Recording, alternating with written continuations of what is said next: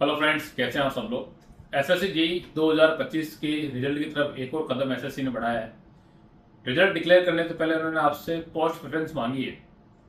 इस post preference के लिए उन्होंने आपको 10 तारीख से लेकर 14 जून तक का टाइम दिया है, जहां पे अगर हम बात करें तो आप डेफिनेटली आज से ही अपनी पोस्ट प्रेफरेंस को सेट कर सकते हैं। ये बहुत इंपॉर्टेंट है और पोस्ट प्रेफरेंस को फिल करने से पहले आप ये देख लीजिए कि क्राइटेरिया क्या है, क्योंकि सबका डाउट ये होता है कि कौन कौन सी डिपार्टमेंट को पहले रखना है, कौन को बाद में रखना है। वो मैं आपको डेफिनेटली वीडियो में लास्ट में बताऊंगा, लेकिन कौन से डिपार्टमेंट को सिलेक्ट करना उससे पहले इन फैक्टर्स का ध्यान देना है। पहला फैक्टर है एज क्राइटेरिया। कोई डिपार्टमेंट में अलग अलग एज बाउंडिंग है, आपके रिजर्वेशन के हिसाब से आप देख लीजिए किसमें आप एलिजिबल है किसमें नहीं है। दूसरा आपका रहेगा यहाँ पे जेंडर रेस्ट्रिक्शंस, जहां पे जैसे बीआरओ में गर्ल्स कैंडिडेट एप्लीकेबल नहीं है तो जेंडर रेस्ट्रिक्शंस आ गए तो आपको फिल ही नहीं करना है।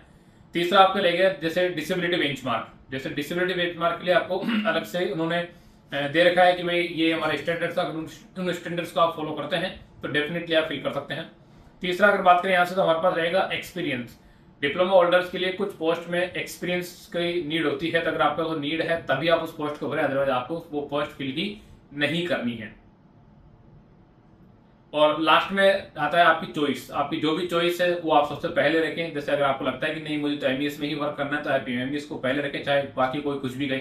तो सबसे इंपॉर्टेंट तो यही होती है, लेकिन अगर आपको नॉलेज नहीं है तो डेफिनेटली हम बात करेंगे कि कौन कौन सी डिपार्टमेंट की चॉइस को हम पहले रख सकते हैं।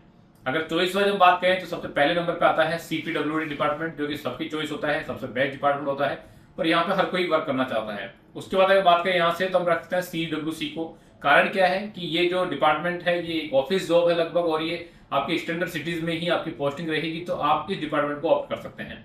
नेक्स्ट अगर बात करें यहाँ से तो हमारे पास एमईएस डिपार्टमेंट आता है, जिसमें आपकी जो पोस्टिंग है वो केएनटी एरिया में रहती है।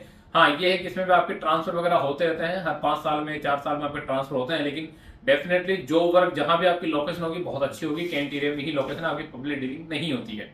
नेक्स्ट अगर बात करें तो आप सीडब्ल्यूपीआरएस को रख सकते हैं। उसके बाद फरक्का बेराज आता है और सबसे अंतिम में जो आता है वो बीआरओ है। बीआरओ सबसे लास्ट में ही आपका रहने वाला है। जो भी बच्चे अगर एसएससी जेई में लगे हुए हैं, वो अपनी पोस्ट को इंप्रूव करना चाह रहे हैं, कहीं और लगे हैं पोस्ट को इंप्रूव करना चाह रहे हैं, तो पोस्ट प्रेफरेंस को इस तरह से भरे, क्योंकि इसमें चेंज होने के बाद कुछ भी संभव नहीं होगा।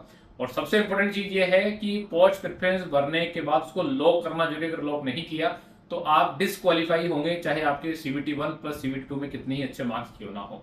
इसके रिगार्डिंग अगर आपको कोई भी डाउट है तो आप कमेंट बॉक्स में